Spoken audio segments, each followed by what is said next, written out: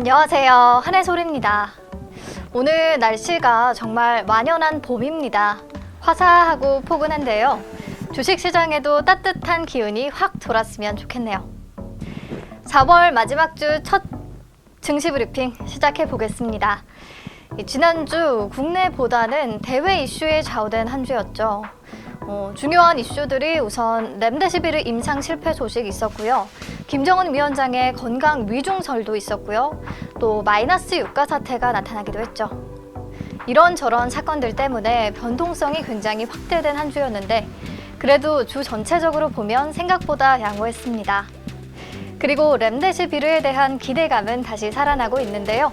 중국보다 더 엄격한 미국 임상시험 결과가 예상보다 빨리 나올 수 있다는 보도가 나왔고요. 이 소식에 지난 금요일 뉴욕 증시는 다우지수가 1.11% 올랐고요. 나스닥 지수가 1.65%, 그리고 S&P 500 지수도 1.39% 전부 오름세로 장을 마쳤습니다. 마이너스를 기록하면서 충격을 줬던 국제 유가도 사흘째 반등을 이어가고 있는데요. 미국과 쿠웨이트를 중심으로 산유국들의 감산이 본격화되기 시작했고요. 5월 인도분 WTI 전거래일보다 2.7% 오른 배럴당 16달러 94센트의 거래를 마쳤습니다. 네, 그렇다면 이번 주에 주목해봐야 할 이슈에는 어떤 것들이 있을까요? 첫 번째, 주요 국가들의 통화정책회의가 몰려 있습니다. 27일에 일본은행이 금융정책회의를 진행하고요. 28일부터 29일까지는 미국 연준의 FOMC 회의가 예정돼 있습니다. 또 30일에는 유럽중앙은행이 통화정책회의를 갖고요. 일본은 이번 회의에서 국채 무제한 매입을 검토하고 있는 것으로 알려졌는데요. 미국의 연준과 또 유럽중앙은행도 비슷한 국채 매입 정책을 내놓을 것으로 전망이 되고 있습니다. 네, 두 번째, 월말과 월초를 맞아서 국내외 주요 경제지표도 발표될 예정인데요. 4월 30일에는 미국이 1분기 GDP 속보치를 발표하고요. 5월 1일에는 4월 미국 ISM 제조업 지수와 한국 4월 수출입 통계가 발표가 됩니다. 물론 좀 지표가 둔화될 것으로 예상이 되고 있죠. 세 번째, 한국 대형주의 실적 발표가 몰려 있는데요. 특히 29일에는 삼성전자와 삼성 SDI 그리고 삼성전기의 실적 발표가 예정돼 있습니다. 삼성전자의 경우에 4월 초에 발표됐던 잠정 실적처럼 실제 세부 내용이 긍정적일 수 있을지 확인해 봐야겠고요. 그런데 문제는 한국의 경우 4월 30일 부처님 오신 날을 시작으로 쭉 연휴가 이어지거든요. 그래서 국내외 주요 경제지표도 그렇고 또 기업들의 실적도 그렇고 연휴 기간 동안 발표되기 때문에 시장에 크게 영향을 주지는 않을 것 같습니다.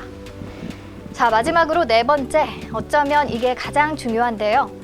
전 세계 코로나19 확진자 수 감소 추이와 또 경제활동 재개 여부입니다. 미국은 다음 달 1일부터 경제활동을 단계적으로 재개할 예정인데요. 이미 확진자가 14일간 감소한 25개에서 29개 주가 그 대상이고요. 유럽의 경우에도 5월 초중순부터는 부분적으로 경제활동이 재개될 것으로 보입니다. 최근 강력한 행동 제재에 따라서 확진자 수가 당연히 감소하고 있지만 단계별 완화를 시행한 이후에도 계속 줄어들지 그리고 경제활동 재개가 원활히 나타나는지 이 부분 정확히 확인해야 할 것 같네요. 네, 현재 시각 오후 2시 5분 지나고 있는데요. 월요일부터 기분 좋게 양시장 모두 빨간 불을 켰습니다. 코스피와 코스닥 모두 2%대 오름세를 기록 중인데요. 코스피 시장에 외국인 기관 동반 매수세 유입되고 있고요. 특히 연기금의 매수세가 코스피 상승을 견인하는 모습입니다. 코스닥은 외국인만 소폭 매수세를 보이고 있네요. 종목별로는 한국판 뉴딜 정책의 원격 의료와 온라인 교육 관련 산업이 도입될 것이라는 기대에 관련주들 강세고요. 1분기 호실적을 발표한 기업들 위주로 좋은 흐름이 나타나고 있는데 자세한 내용은 키워드로 한번 확인해 보시죠. 첫 번째 키워드, 에이프로젠 바이오 공룡될까? 네, 오후 12시 36분 기준 오늘장에서 상한가에 진입한 종목이 총 4개인데요. 그중에 3종목의 이름에 모두 에이프로젠이 포함되어 있습니다. 도대체 무슨 이슈가 있나 봤더니 에이프로젠 KIC가 에이프로젠과 에이프로젠 HNG의 흡수 합병을 결정했다고 하네요. 이 얘기를 좀 자세히 하려면 우선 에이프로젠이라는 회사가 어떤 회사인지 알 필요가 있는데요. 간단히 바이오시밀러, 바이오 신약을 개발하는 기업이고요. 상장되지 않은 비상장 벤처 기업입니다. 특이사항으로는 작년에 국내 11번째 유니콘 기업에 등극했는데요. 이 유니콘 기업이란 기업 가치 1조 원 이상의 비상장 벤처 기업을 말합니다. 어떻게 이렇게 높은 가치를 평가받을 수 있는 걸까? 우선 바이오시밀러, 특허가 만료된 바이오 의약품을 복제한 의약품을 말하는데요. 새로운 약을 개발하기 위해 드는 시간과 비용을 많이 줄일 수 있어서 각광받는 분야죠. 에이프로젠이 현재 개발하고 있는 바이오시밀러는 레미케이드와 허셉틴, 미툭산, 휴미라, 아바스틴 이렇게 5종류고요. 굉장히 시장 가치가 큰 항암제들이에요. 이 중에 레미케이드는 미국에서 임상 3상을 완료하고 품목 허가를 앞두고 있고요. 허셉틴 역시 미국에서 임상 3상을 준비 중이라고 합니다.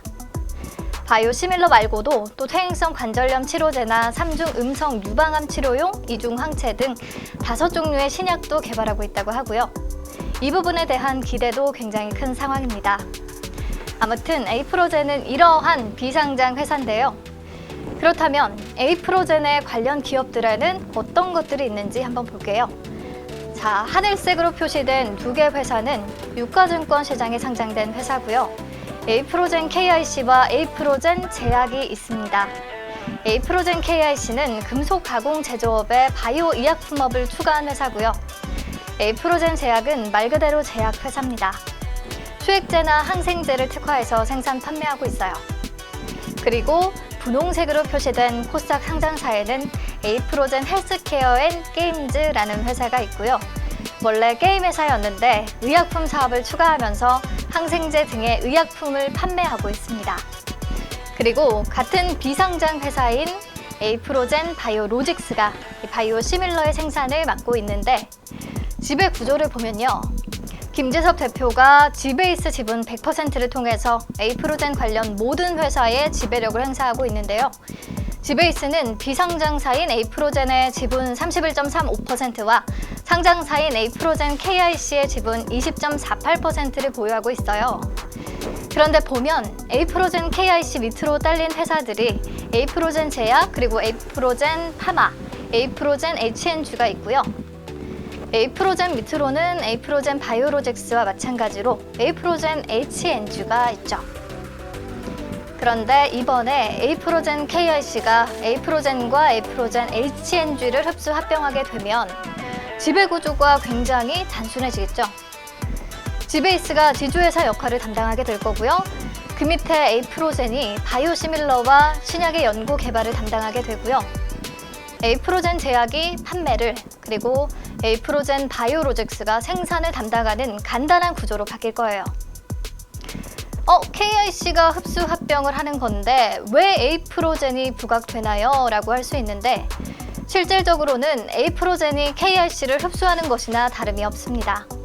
합병 비율이 에이프로젠 주식 한 주당 에이프로젠 KIC 16.375188 3주고요. 이 때문에 합병 이후에 에이프로젠 KIC의 상호명은 에이프로젠으로 변경이 될 예정입니다. 네, 그렇다면 앞으로 남은 과정은 어떤 것들이 있을까요? 우선 합병을 위한 주주 확정 기준일은 6월 29일이고요. 주주총회는 8월 11일로 예정이 됐습니다. 그리고 합병에 반대하는 주주들은 회사에 내 주식을 사달라고 요청하는 주식 매수 청구권을 행사할 수 있는데요. 8월 11일부터 8월 31일까지 가능합니다. 주식 매수 청구 시 매수 예정 가격은 에이프로젠 KIC 주식은 주당 2,116원, 에이프로젠 주식은 주당 3,603원, 32,603원, 에이프로젠 HNG 주식은 주당 672원입니다. 주주 확정 기준일인 6월 29일에 해당 종목을 보유하고 계신 투자자라면 주식 매수 청구권을 행사할지 합병에 찬성할지 결정해 주셔야 하고요. 만약 주식 매수 청구권을 행사한다면 말씀드린 가격에 회사가 매입을 해줄 겁니다. 그럼 회사 입장에서는 이 반대하는 투자자들의 주식을 사들일 자금이 필요하겠죠. 채권자들의 이의 제출 기간은 8월 12일부터 10월 5일까지고요. 그래서 새 회사의 합병 기일은 10월 6일이 될 전망입니다. 합병이 차질 없이 마무리되면 에이프로젠은 바이오 공룡 기업으로 재탄생할 것으로 보이는데요. 특히 에이프로젠은 우회 상장 효과를 누릴 수 있게 됩니다. 이게 왜 중요하냐면요. 작년에 에이프로젠이 린드먼 아시아 인베스트먼트로부터 200억 원을 투자받았는데 이때 에이프로젠을 2년 내에 상장시키겠다는 약속을 했다고 해요. 이번 합병이 별탈 없이 꼭 성사되어야겠죠. 네, 이 같은 소식에 증권시장에 상장된 세 종목 모두 상한가고요.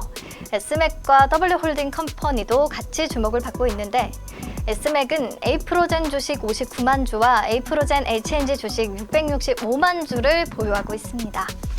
지분 가치가 부각되면서 상승세를 보였고요. W홀딩 컴퍼니는 에이프로젠 KIC의 전환 사채를 보유하고 있거든요. 에이프로젠 KIC의 주가를 고려할 때 평가 차익이 예상되면서 오늘 급등세를 보였습니다. 네, 첫 번째 키워드 내용이 좀 길어졌네요. 다음 키워드 간단히 보면서 마무리하겠습니다. 코로나19에도 줄줄이 깜짝 실적. 코로나로 인한 실물 경제 위기에도 기업들은 줄줄이 어닝 서프라이즈를 기록하고 있습니다. 오늘은 호실적을 발표한 기업들 중에 두 곳을 같이 볼 건데요. 하나는 골프존, 그리고 다른 하나는 GS 리테일입니다. 우선 가격 제한폭까지 치솟은 골프존부터 볼게요. 24일 장 마감 후에 실적을 공개했는데요.